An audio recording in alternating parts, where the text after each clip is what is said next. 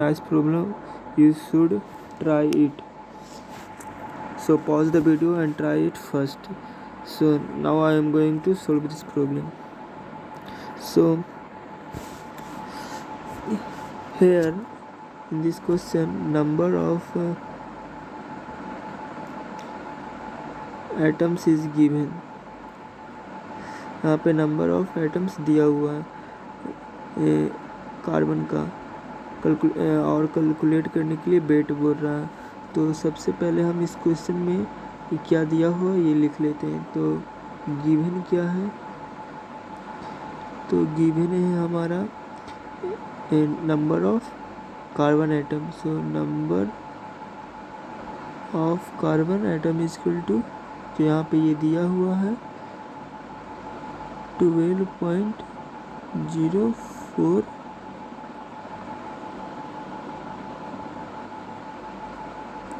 मैं यहाँ पे लिख देता हूँ 12.044 into 10⁻23।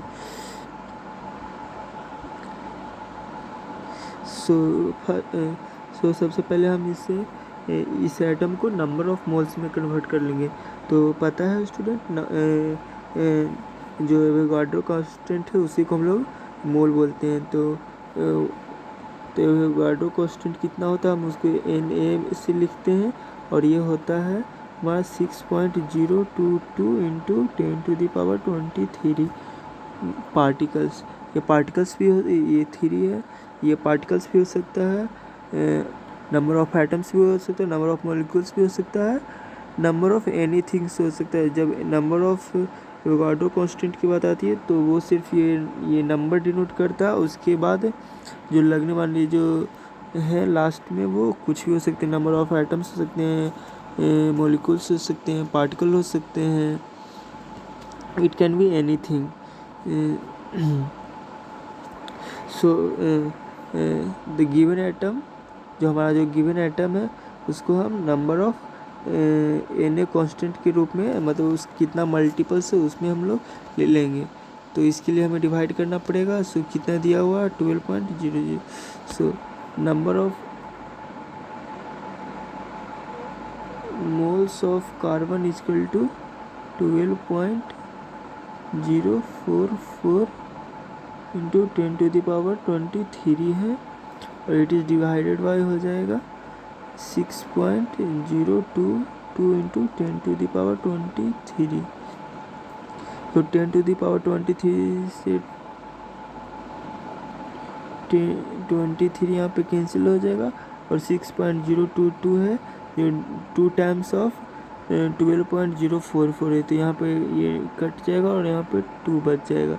So number of moles of carbon equal to हो जाएगा कितना, तो number of moles of carbon, ये तो हमारा 2 आ गया, पर ये तो हमें क्वेश्चन में पूछ नहीं रहा, वेट पूछ रहा।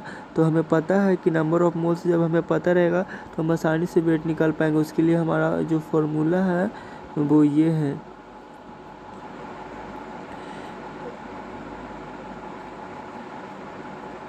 Number of moles of carbon equal to weight, जो गिवन वेट है हमारा वो, और molar weight, molar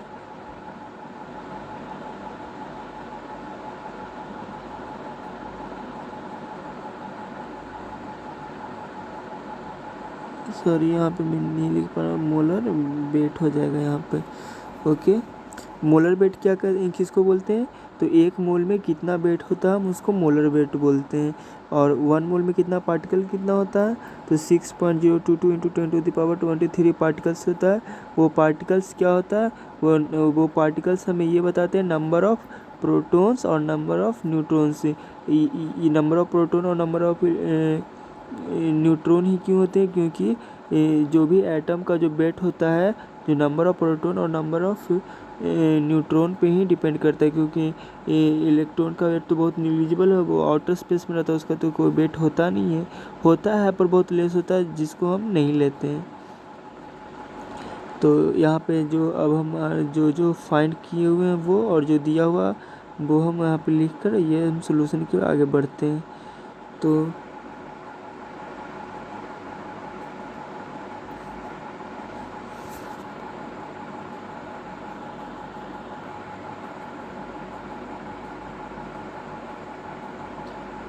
weight of carbon equal to हो जाएगा जो हमारा गिवन वेट है, यानी कि जो वेट है जो हमें फाइंड करना है वो हमें नहीं पता है, और मोलार वेट कितना होता है कार्बन का, तो मोलार वेट ऑफ कार्बन होता है 12, यानी कि 1 मोल ऑफ कार्बन में 12 ग्राम ऑफ क्या होते हैं, सॉरी यहाँ पे वेट नहीं होगा, सॉरी यहाँ पे मोल्स होंगे, तो जो कि हमारा मोल्स तो 2 आया है जैसे कि आपने देखा। तो वेट इक्वल टू हो जाएगा क्या, क्रॉस मल्टीप्लिकेशन कर देंगे, तो क्रॉस मल्टीप्लिकेशन करने के बाद क्या हो जाएगा, 12 इंटू 2 हो जाएगा, और ये 12 इंटू 2 में 24 दे देंगे, तो ये 24 ग्राम हो जाएंगे, 24 ग्राम, यानी कि 12.044 into 10⁻23 atom of carbon means 12 gram of carbon.